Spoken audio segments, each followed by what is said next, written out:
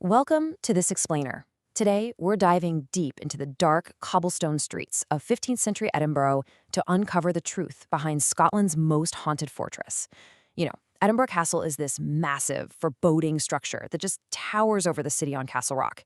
It's actually survived at least 26 sieges, which makes it one of the most embattled landmarks in the entire world. But today, we aren't just looking at its battles. We're exploring the ghosts left behind, and more importantly, the truly fascinating science of why we see them. So, this brings us to the core question of our explainer. Are the ghosts of Edinburgh Castle real, or is it literally just our brains playing tricks on us?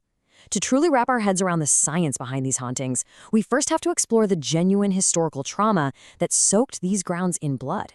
Because you see, places don't just become haunted out of nowhere. The lore is almost always born from real, undeniable human suffering. Let's trace this grim history for a second. The 15th and 16th centuries, absolutely turbulent.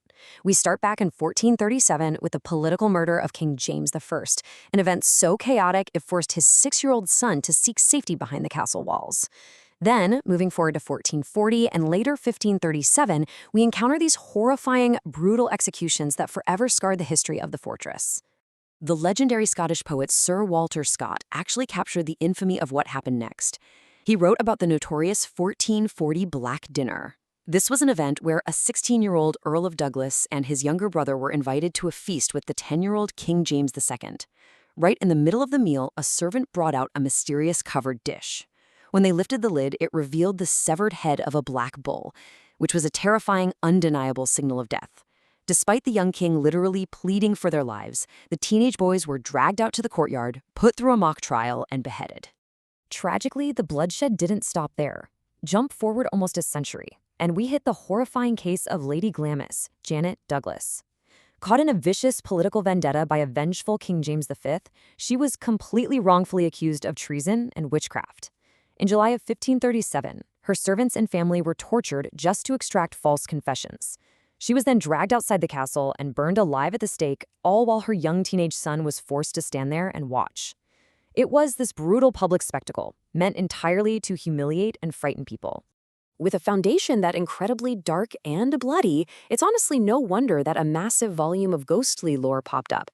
The genuine history acted as the perfect, fertile ground for a wide cast of restless spirits.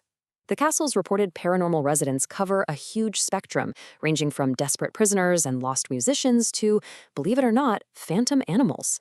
Take the incredibly tragic Dung Barrow prisoner. The castle dungeons were dark, damp, and completely rat-infested. Well, one prisoner was so desperate to escape that he actually hid himself inside a wheelbarrow full of manure, which, let's be honest, is a choice you only make out of pure desperation. But instead of being wheeled out into the city to freedom, the barrow was unceremoniously dumped right over the towering, jagged edge of Castle Rock. He plummeted to his death. And today, visitors and staff claim his angry spirit still tries to push people from the battlements, and his presence is always announced by this sudden, overwhelming stench of dung. Or consider the military spirits. Hundreds of years ago, a young piper boy was sent down into newly discovered underground tunnels to explore. He was playing his bagpipes so the soldiers above ground could track his progress. But halfway down the Royal Mile, the music abruptly stopped. The boy was never found, and the tunnel was simply sealed up. Yet even today, people claim to hear faint bagpipes beneath the streets. There's also the headless drummer, a really grisly figure first spotted back in 1650 right before Oliver Cromwell attacked the castle, who now reportedly appears just to warn of imminent danger. Even the castle's animals seem to linger on. High up on the Argyle Battery sits this small pet cemetery dating back to 1837. It's the final resting place for regimental mascots and officers' dogs.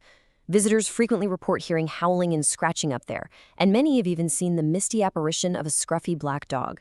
But maybe more poignantly, a small, ghostly white dog has been spotted walking right alongside the spirit of Janet Douglas, perhaps keeping her company in the afterlife after her tragic execution. Okay, so we have all these terrifying, highly specific stories. But what if there's a totally different explanation? What if we pivot from folklore to physics to solve the mystery of these hauntings once and for all? What if it's actually not spirits roaming the halls, but our physical surroundings secretly manipulating our biology? To answer that, we have to turn to science. In 2001, during the Edinburgh Science Festival, Dr. Richard Wiseman led a rigorous peer-reviewed scientific investigation. He sent over 250 volunteers down into the famously haunted underground vaults of Edinburgh, armed with highly sensitive measuring instruments. They recorded everything: magnetic fields, air temperature, lighting levels, and even the physical dimensions of the spaces themselves.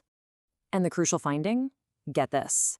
An astounding 45% of the participants actually reported real, unusual experiences. We're talking sudden temperature drops, feelings of burning skin, seeing shadow figures out of the corner of their eyes, and hearing breathing sounds. This data completely validates that people aren't just making things up for attention. They are genuinely experiencing something intense and physical inside those walls. Now, the traditional explanation is that people only see ghosts because they already know the spooky history, right? It's just the power of suggestion. But here is the brilliant twist of Wiseman's study. They actually tested for this. The study proved that having prior knowledge of the ghost stories had absolutely no significant effect on where people felt phenomena.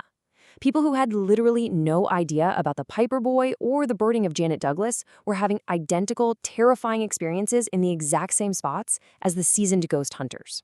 So if prior knowledge wasn't causing the fear, what was? Well, when Wiseman's team mapped out the haunted order of the vaults, ranking them from least to most haunted based on decades of reports, and then cross-referenced that with their environmental sensor data, a stunning pattern emerged. The locations of reported paranormal experiences directly and mathematically correlated with specific, measurable environmental factors.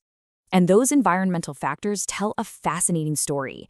The variables that consistently spiked in the most haunted rooms were things like transitioning from bright exterior light to pitch-dark interiors, the sheer amount of floor space, and the height of the ceilings. Think about it. When a human being walks from a bright, noisy space into a massive, dark, echoing vault, it triggers mild sensory deprivation. Evolutionarily, large, dark spaces make us feel incredibly vulnerable.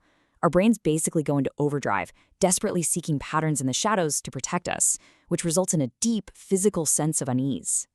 But there are also completely unseen forces at play here. The researchers found a significant correlation between haunting experiences and the variance in local magnetic fields.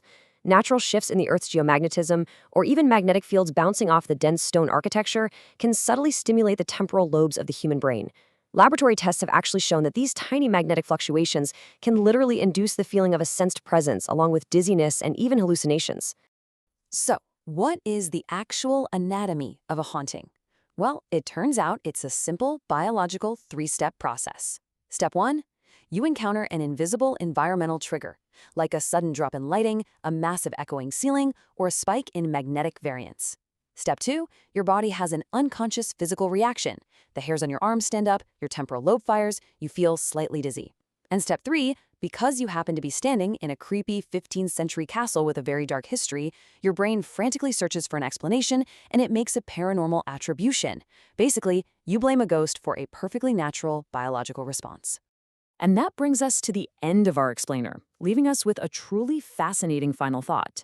If the ghosts of Edinburgh Castle, the headless drummer, the phantom dogs, the tragic spirits are really just the architecture and the environment pulling our psychological strings, how much of our everyday reality is being manipulated by forces we can't even see? If a dark room and a subtle magnetic shift can make you see a ghost, what else is your environment making you believe right now? Thanks so much for joining me today, and keep questioning what you see.